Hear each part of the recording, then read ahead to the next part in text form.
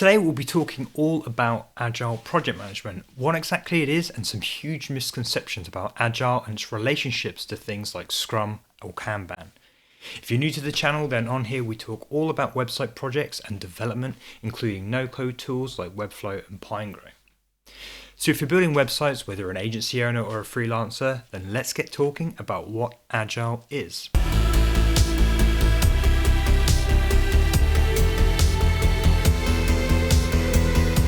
So if you haven't heard about Agile, it's the way software and website projects have been built for many years now, and it actually stemmed from Toyota back in 1945.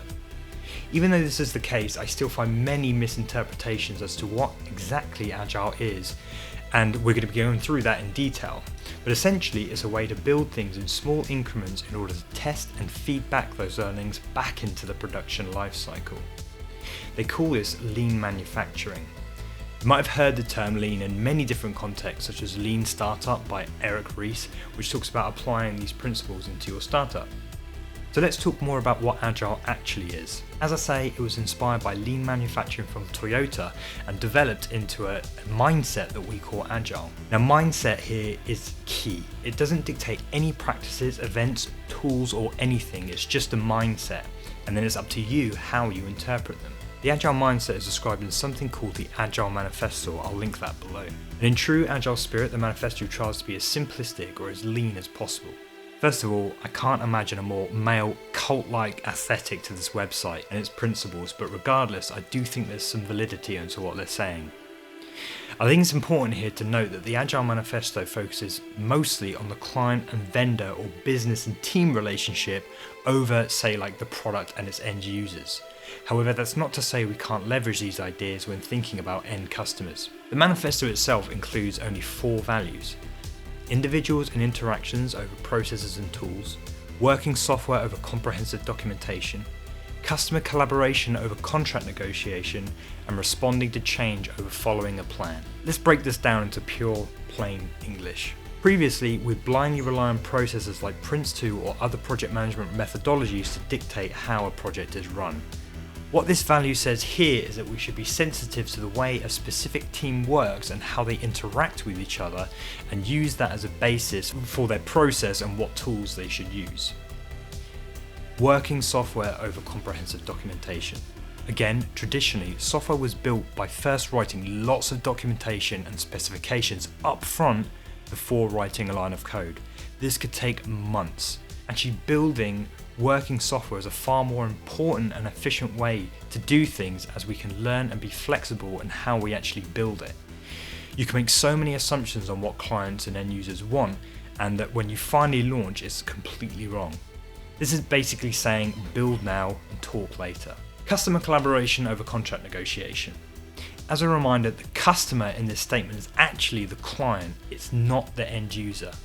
This value stems from the fact that an acceptance criteria was agreed up front in something like what we call a statement of work, which ultimately led to disappointment because projects would inevitably fail on those promises. By collaborating with the client along the way, you can negotiate and stay flexible on what features are best for the project at a given time and stay in line with the actual business strategy, and that might change as well over time. And finally, responding to change over following a plan. So not only are we getting working software out there early and listening to end user feedback, we're actually responding to that feedback.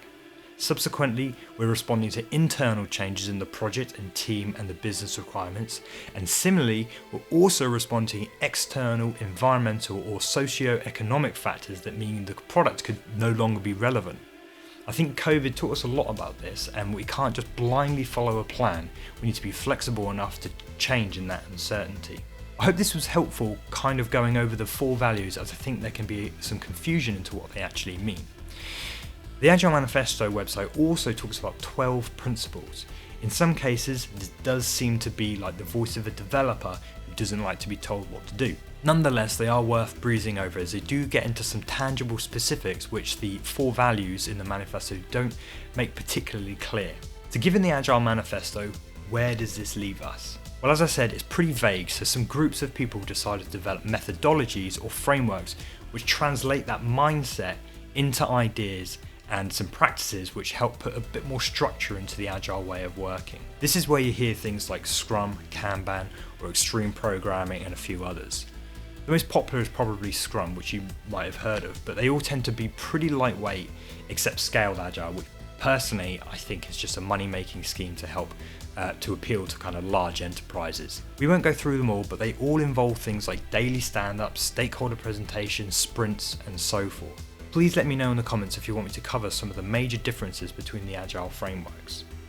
My advice at this stage would be to go over and quickly gloss over some of the different frameworks because they're lightweight and they're not actually that big. Maybe start with Scrum or Kanban and start to apply them in your next project. Okay, now.